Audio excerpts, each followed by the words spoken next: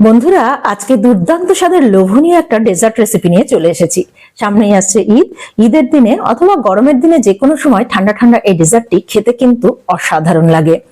তো চলুন দেখে নেওয়া যাক কিভাবে খুব সহজে আর কম খাটুনিতে এই দারুণ স্বাদের ডেজার্টটি বাড়িতে বানিয়ে ফেলা যায়। বাই দ্য ওয়ে, আমি নাফিসা আর আপনারা দেখছেন flavour and fest by Nafisa.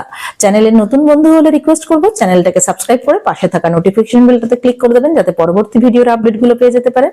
আর যারা ফেসবুক পেজ থেকে দেখছেন তাদেরকে রিকোয়েস্ট করবো পেজটাকে প্লিজ ফলো করে দেবেন। সবাইকে অগ্রিম ঈদ মুবারক জানিয়ে শুরু করছি আজকের রেসিপি। প্রথমে একটা মিক্সিং বোলের উপরে একটা এরকম ছাঁকনি নিয়ে নিয়েছি। ছাঁকনির উপরে একটা পাতলা সুতির কাপড় নিয়ে নিয়েছি। এবার এর মধ্যে দিয়ে দিচ্ছি 2 কাপ পরিমাণ অর্থাৎ 500 গ্রাম টক দই। জলটা ঝরিয়ে নেওয়ার জন্য এইভাবে আমরা টক দইটাকে রেখে দেব। এইভাবে কাপড়টা মুড়িয়ে এর উপরে একটা ভারী কিছু জিনিস চাপিয়ে এটাকে আধ ঘন্টা এইভাবে রেখে দিয়েছিলাম। আধ ঘন্টা পর দেখুন জলটা পুরোটা ঝরে গেছে। এখন জলটা ফেলে দিয়ে ওই পাত্রের মধ্যেই দইটা নিয়ে নিচ্ছি। এই রেসিপিতে আমাদের এরকম জল ঝরানো টক দই দরকার। এর সঙ্গে অ্যাড করে দিচ্ছি 3টে আমের পিউরি। 3টে আম মিক্সিতে পেস্ট করে নিয়েছিলাম, সেটা অ্যাড করে দিলাম। পরিমাণে 1 কাপ হয়েছে। দিয়ে দিচ্ছি কনডেন্স মিল্ক 200 গ্রাম, যে টিন পাওয়া যায় তার অর্ধেকটা পরিমাণ। এর পরিবর্তে আপনারা চিনিও ইউজ করতে পারবেন। দিয়ে দিচ্ছি 2 টেবিল চামচ গুঁড়ো দুধ বা পাউডার দুধ, তবে পাউডার দুধের পরিবর্তে ফ্রেশ ক্রিমও হাফ কাপ পরিমাণ ইউজ করা যাবে। এবার এই সবকিছুকে খুব ভালোভাবে মেখে নিচ্ছি, একসঙ্গে মিক্স করে নিচ্ছি। দেখুন আমাদের মিক্সচারটা রেডি হয়ে গেছে।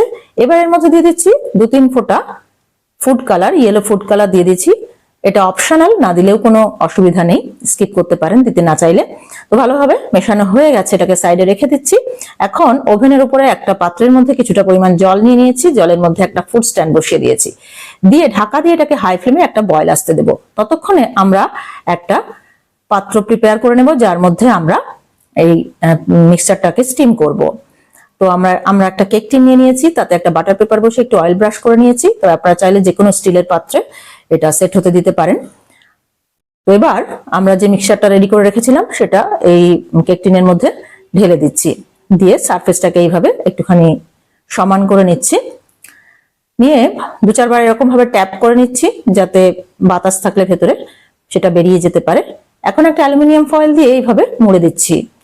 অ্যালুমিনিয়াম ফয়েল দিয়ে মুড়ে দিলে স্টিম করার সময় জলটা এর ভেতরে প্রবেশ করতে পারবে না। এদিকে বয়েল চলে এসেছে জলের মধ্যে। এখন এটা ফুড স্ট্যান্ডের উপরে বসিয়ে দিলাম, দিয়ে ফ্লেমটাকে কমিয়ে দিয়ে 20 থেকে 25 মিনিট ঢাকা দিয়ে স্টিম করে নেব।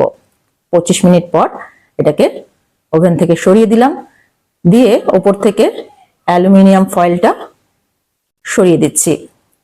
তারপর এটাকে পুরোপুরি রুম টেম্পারেচারে আসতে দিতে হবে। রুম টেম্পারেচারে আসার পর 3 থেকে 4 ঘন্টা ফ্রিজে এটা রেখে দিয়েছিলাম।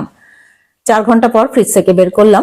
বের করে একটা প্লেটের উপরে এইভাবে নিমোল্ড করে নিচ্ছি। এটা এরকম ঠান্ডা ঠান্ডা খেতেই কিন্তু ভালো লাগে গরমের দিনে, সেই জন্য এই ডেজার্টটি অপূর্ব লাগে খেতে। একটু পেস্তা দিয়ে গার্নিশ করে দিচ্ছি এটা, তবে এটা অপশনাল, জাস্ট দেখতে ভালো লাগবে বলে এটা একটু গার্নিশ করে দিলাম। এখন কেটে দেখিয়ে দিচ্ছি, দেখুন ঠান্ডা ঠান্ডা এটা খেতে অসাধারণ লাগে। তো দারুণ স্বাদের এই রেসিপিটি একবার বাড়িতে বানিয়ে দেখতে পারেন। সামনে আসছে ঈদ, ঈদের দিনে এটা বানাতে পারেন বা গরমের দিনে যে কোনো সময় এটা বানিয়ে খেতে পারেন, খেতে কিন্তু অসাধারণ হয়। তো এইভাবে একবার বানিয়ে দেখুন, কেমন হলো কমেন্ট করে জানাতে ভুলবেন না। আর আজকের ভিডিও ভালো লেগে থাকলে প্লিজ একটা লাইক করবেন, ফ্রেন্ডস আর রিলেটিভদের মধ্যে অনেক অনেক শেয়ার করবেন, আর চ্যানেলটাকে সাবস্ক্রাইব করে আমাদের পাশে থাকার অনুরোধ রইল। Thank you so much for watching. By.